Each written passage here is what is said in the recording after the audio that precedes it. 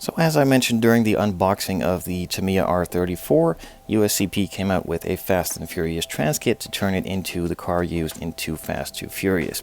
They asked me to build it, I of course said yes, and here is the unboxing.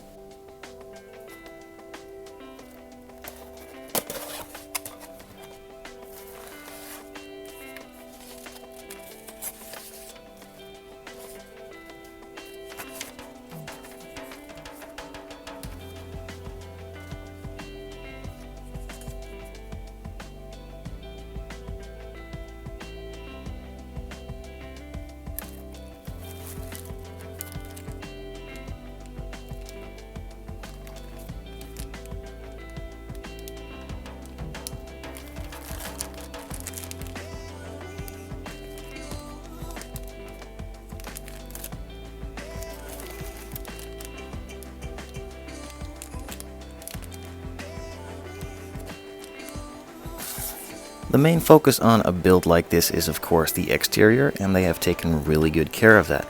They modeled a new rear spoiler, as it's really different from the one used in the standard car of course, and that is captured really nicely.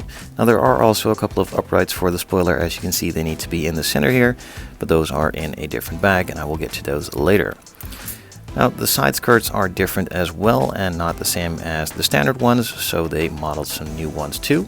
They are really nice and thick and look a lot like the ones used on the actual car, so that's pretty cool. Same goes for the rear bumper. The front bumper, rear bumper and side skirts are all the C West body kit, and that is really nicely replicated in these parts, and they just exchange for the ones that are in the kit, and you can just glue them onto the body.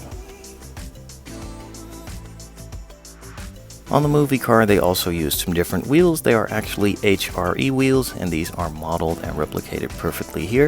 And you also get some new rubber to slap on those too.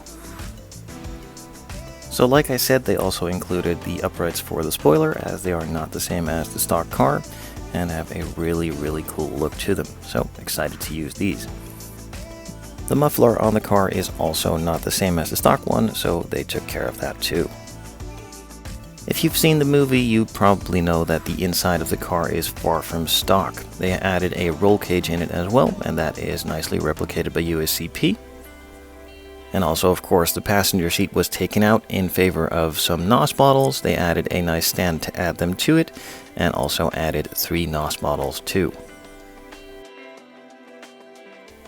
The steering wheel and dashboard were also not the stock ones, so they modeled a new steering wheel with some of the NOS buttons and some other stuff all around it, and even included an entirely new dashboard with a pop-up screen for the TV,